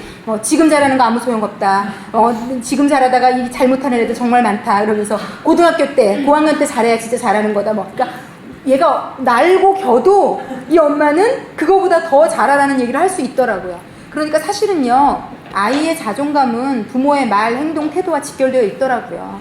그래서 제 아이는 상황과 관계없이 자존감은 좀 높거든요. 그래서 이제 이 자존감이 진짜 높을 수 있는 내용만 갖춰지면 되는데, 이 부모가 아이를 대하는 표정, 태도, 말, 제일 잘 쓰는, 내가 아이에게 제일 잘 쓰는 말들, 이런 것들 1차적으로는요, 여기 아이를 점검하라고 되어 있는데요, 스스로를 점검해 보시는 거 되게 도움이 됩니다. 내가 아이에게 제일 많이 쓰는 말, 자주 하는 얘기, 그리고 그 말만 좀 고치셔도요, 굉장히 아이에게 유익해요. 그 말만 고치셔도. 자기에게 좀 이렇게 좀 뭔가를 하셔도 돼요. 오늘 몇 번 이걸 썼나 좀 생각하면서. 아이가 어리면, 그래서 엄마가 기도하면서 그 부분을 고치면 아이는 저절로 좋아질 수도 있어요. 그래서 자존감에 대한 문제는 특히. 그래서 아이가 자기 스스로를 또 과하게 교만한 아이들도 있어요. 과하게 교만한 아이들. 이런 것도 조정해 주셔야 돼요.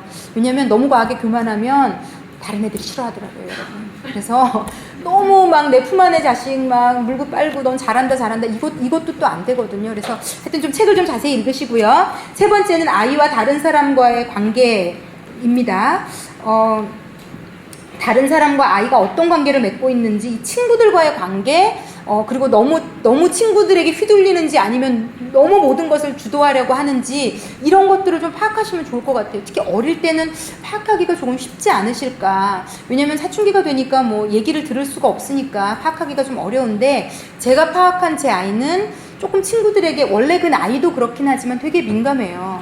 그래서 친구들이 그냥 대부분 웬만하면 원하는 것을 해주려고 하더라고요. 그래서 제가 거기에 이제 요즘 기도하면서 경계를 좀 세워주려고. 왜냐면 또 그러다 보면 하지 않아야 되는 것도 혹시 영향을 받을까 좀 걱정도 되더라고요. 너무 친구가 중요하다 보니까. 어떤 그런 친구 관계, 그리고 이 책의 예화가 나온 거는 어떤 아이가 얘는 꼭 리더가 되어야 되는 거죠. 친구들과의 관계에서. 왜 여자애들도 그런 거 있잖아요. 애들 노는 거 보면 내가 하라는 대로 친구들이 다 따라와야 되는 아이, 또 어떤 아이는 자기는 아무 의견도 못 내고 친구들이 하라는 대로만 하는 아이. 그래서 부모들이 약간 아이의 그런 관계 가운데 어떤 형태를 아이가 형성하고 있는지를 아는 게 중요하고, 이 책은 엄마가 딱 보니까 얘는 뭐든지 자기 마음대로 해야 되는 거예요. 친구들과는 자기가 모든 계획을 짜고 그것을 다 아이들이 따라와야 되는 것에 대한 것을 엄마가 지혜롭게 파악을 했더라고요. 그래서 아이 안에 있는 누군가를 조정하면서 쾌감을 느끼는 게 있는 거예요. 이 아이 안에는.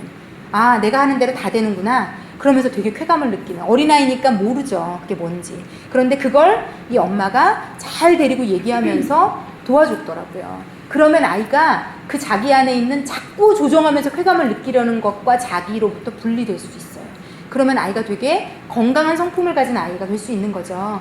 그래서 정직해라, 착해야 된다, 거짓말을 하면 안 된다, 이렇게 가리키는 거는 여러분 일도 도움 안 돼요. 예.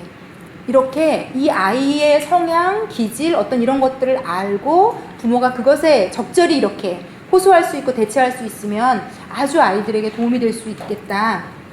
그리고 또 한 가지 제가 이 책에서 굉장히 중요하다고 생각했던 것은요, 어머니들이 오늘도 나누셔도 좋겠고요, 내 아이의 장점과 단점을 좀 잘 파악하셔야 돼요.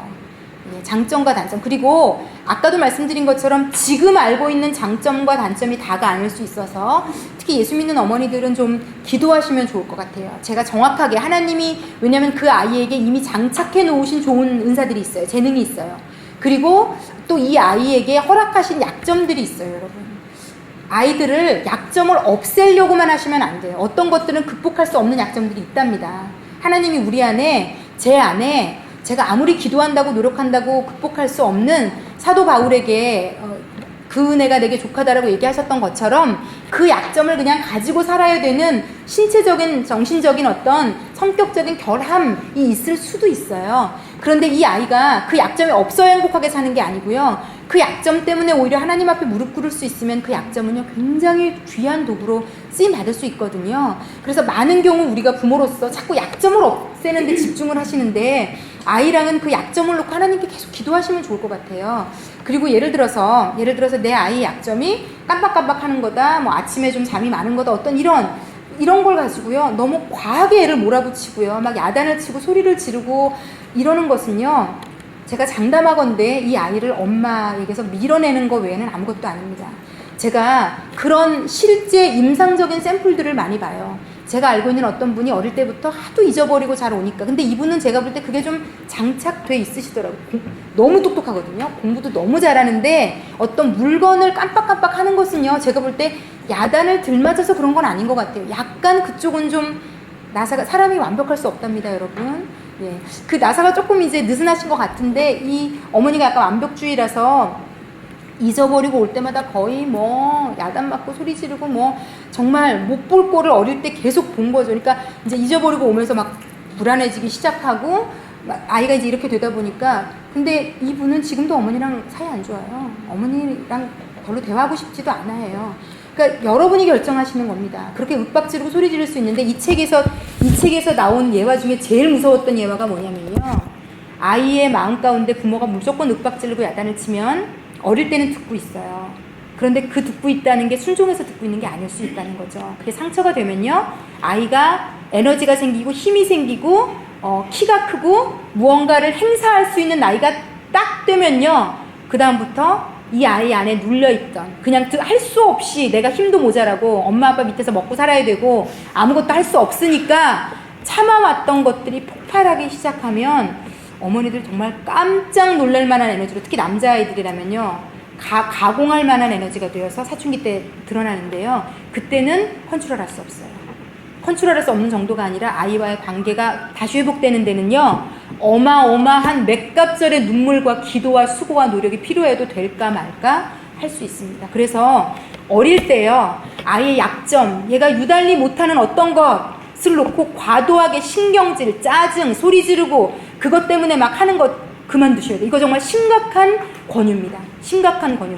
그 내가 낸 화와 짜증을요, 5, 6년, 10년 뒤에 고스란히 몇 갑절로 받으세요. 받으십니다. 안 받으실 수가 없어요. 왜냐면 인격체이기 때문에 이 아이가 참은 것은 나오게 되어 있습니다. 예. 만약에 나한테 안 나오면요, 더 심각해요. 제가 볼 땐. 이 아이가 사회생활하면서 누군가 아니면 배우자에게 나올 수 있어요. 심각해요. 그래서 아이가 어떻게 할 수 없는 약점을 계속 공격하지 마세요. 예를 들어 지금도 여러분, 우리 저를 비롯한 여기에 다 약점들이 있으시잖아요. 누구도 못 고친 약점들 다 있으시잖아요. 저도 있거든요. 그런데 누가 얼굴 볼 때마다 제 그 약점을 건드린다. 이건요, 뭐 시어머니 아니라 누구라도요, 그렇게는 못 삽니다.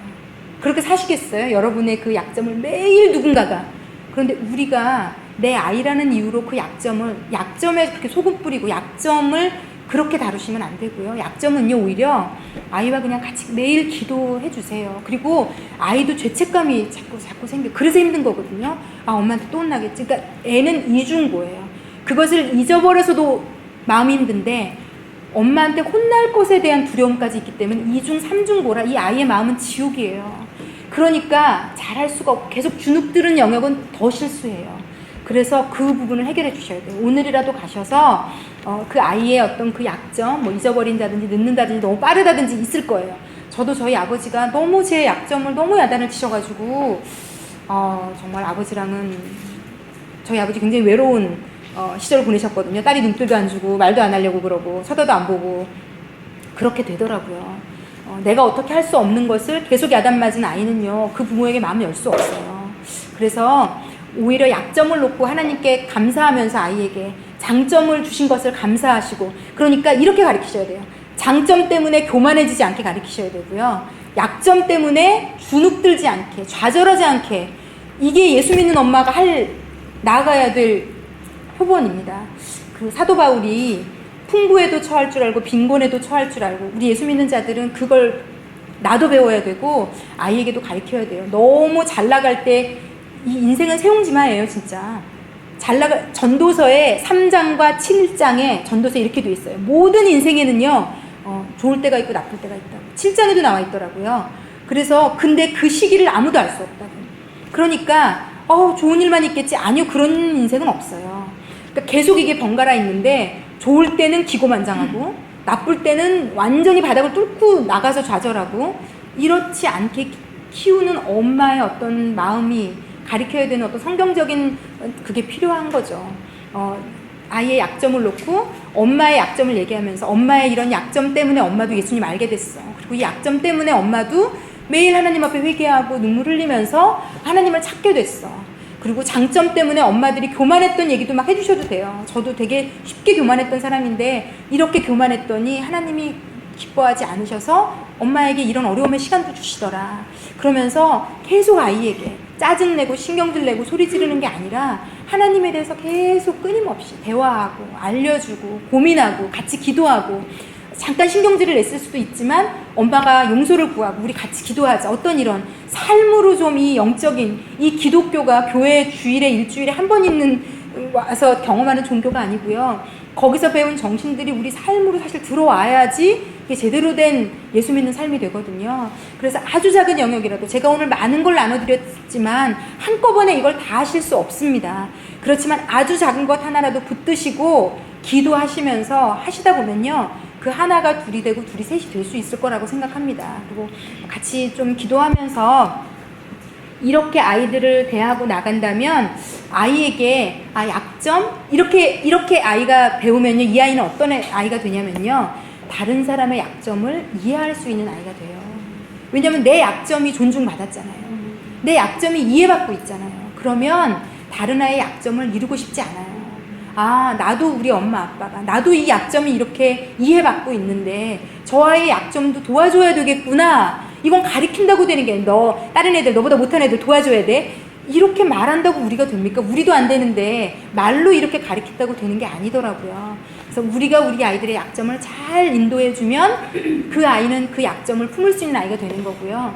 그 아이가 가진 장점을 잘한다 잘한다 너 어쩜 이렇게 잘하니 너보다 더 잘하는 애는 없을 거야 이렇게 교만하게 하지 마시고 너에게 이런 노래 잘하는 그림 잘 그리는 이렇게 말 잘하는 빨리 이렇게 뭐 걷고 뛰고 할 수 있는 하나님이 주신 거야 라고 잘 가르칠 수 있으면 교만해지지 않을 수 있는 그래서 저희에게 맡겨진 책임이 참 크다라는 생각이 들고요. 267쪽 한번 보겠습니다. 제가 이 267쪽이 정말 좀 좋았거든요.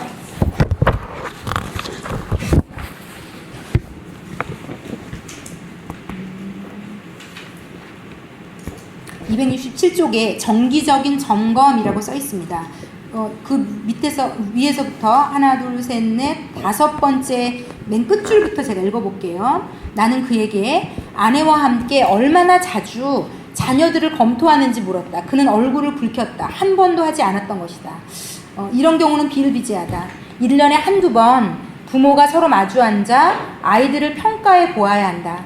그림 9를 맨 앞에 두라. 그림 9가 뭐냐면 하나님과 아이와의 관계, 아이가 자신을 어떻게 생각하는지 자신과 친구들과의 관계를 평가해 보라는 거죠. 때를 정해놓고 올 한 해를 돌아보면서 그러니까 2016년을 돌아보며 부부끼리 아이를 평가하는 그러니까 막 둘이 신랄하게 크리틱하는 게 아니라 네가 잘했네 내가 잘했네 이거 하다 싸우시면 안 되고요.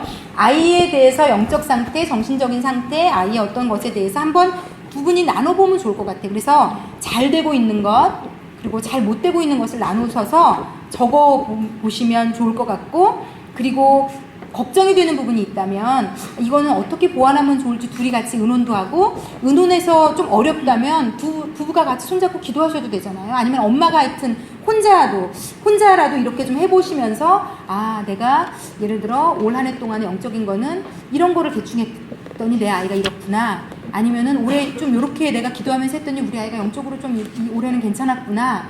그리고 자신을 생각하는 부분에 있어서도 우리가 너무 완벽하게 애를 요구해서 아이가 자존감이 낮은 것 같아. 그러니까 당신이랑 나랑 예를 들어서 혼자라도 이런 건 고쳐야 되겠다라든지 이걸 정기적으로 아이를 놓고 계속 점검해서 써 놓으시면서 나중에 이렇게 아이가 자라면서 확인하시면 되게 좋을 것 같아요. 여러분 제가 정말 해보고 싶은 거랍니다. 그러니까 지금 나이가 드시는 여러분 꼭 해보셔서 우리 아이는 3세 때부터 이렇게 썼어요. 정말 저를 좀 더 부러워하게 만드시기를. 그래서 이렇게 좀 쭉 쓴 것을 기록으로 가지고 있다가 나중에 아이가 조금 크면 아이와 대화도 할 수 있을 것 같아요. 저희 아이도요. 제일 마음이 좋아질 때가 뭐냐면요. 막 엊그제 사실은 조금 아빠랑 좀 삐걱했거든요. 그런데 제가 이제 아빠 때문에 기분이 막 안 좋아 있었어요. 근데 제가 이제 기도하고 아이에게 얘기를 했는데 어떤 식으로 얘기해도 아빠를 이해하라고 얘기해 주는데 이제 안 먹히더라고요. 사춘기니까 나밖에 몰라요, 약간. 그러니까 내 감정이 다쳤어 외에는 좀 생각을 못 해요, 그 나이가. 그런데 제가 그렇게 얘기했어요. 석현아, 지금 네가 생각할 때는 아빠의 그 말이나 대화나 말투가 기분이 나빴을지 모르지만 설명을 해준 다음에 너가 어렸을 때 아빠를 한번 떠올려 보라고 얘기해 줬어요. 그랬더니 갑자기 얘가 표정이나 태도들이 조금 딱 달라지더라고요. 왜냐면 아이가 어렸을 때 정말 아빠가 잘 해줬거든요. 그래서 너 데리고 다녔던 거 아빠가 엄마가 늘 보금메이라로 바빴을 때 친구 만날 때 아빠 따라서 너 당구장도 가보고 볼링장도 가보고 그때 한강 비치에 가서 이렇게 했던 것들 막 이렇게 그냥 얘기를 했는데 아이가 눈빛이 확 바뀌면서 갑자기 태도가 확 달라지더라고요. 맞아. 우리 아빠가 예전에 나에게 맞아 그렇게 했던 사람이지. 그러니까 지금 내가 약간 오해하는 걸 수도 있겠네? 이렇게 표정이 바뀌더라고요. 그래서 이렇게 아이들이 어릴 때 어떤 이런 것들을 좀 이렇게 적어 놓으시면서 아빠랑 너를 위해서 이렇게 기도했다는 거, 너를 얼마나 사랑하는 것들을 어릴 때부터 이렇게 해왔다는 것들을 알려주면 아이들이 되게 좋아하는 것 같아요. 그래서 어릴 때 모습을 되게 궁금해하더라고요. 언젠가부터 기억 안 나는 것들은 엄마 아빠가 어떻게 했는지. 그래서 잘했던 부분들을 막 얘기해주면 과하게 사춘기라 표현하지 않는데 되게 따뜻한 뭔가가 아이에게 흘러가고 있구나 느껴지더라고요. 그래서 지금은 여러분은 그 따뜻함을 심어주실 시기고요. 저는 어릴 때 심어줬던 따뜻함을 끄집어내서 아이에게 상기시켜주는데 이게 되게 많은 도움이 되는 것을 알게 되었어요. 그런데 여러분, 더 슬픈 것은 17살 아들을 놓고 아무것도 꺼내서 보여줄 게 없다면 그땐 슬플 것 같아요. 근데 지금 이제 아이들이 여기 뭐 몇 분 빼놓고는 다 어리시니까 지금 여러분에게 맡겨주신, 하나님 맡겨주신 딸들에게, 아들들에게 성과, 성취, 결과가 아닌 그 아이 자체를 좀 기뻐해 주시고 만족해 주시고 많은 스토리들을 쌓아 놓으셨다가 나중에 아이 사춘기 때 시시때때로 꺼내서 보여주세요. 그러면 아이들이요 좋아해요.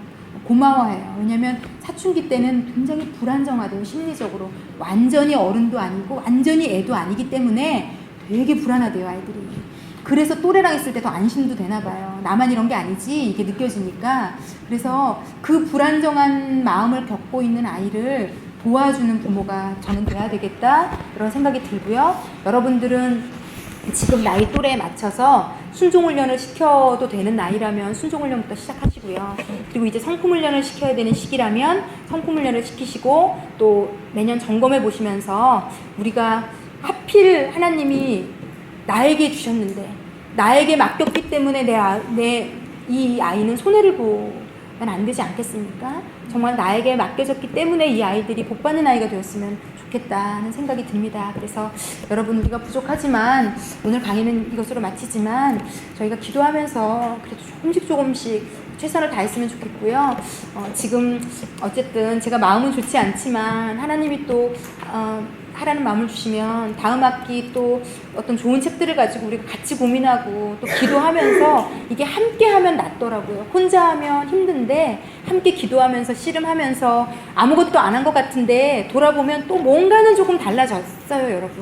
여러분이 조금이라도 달라졌다는 것 자체도 이미 여러분의 아이에게 영향력이 되거든요.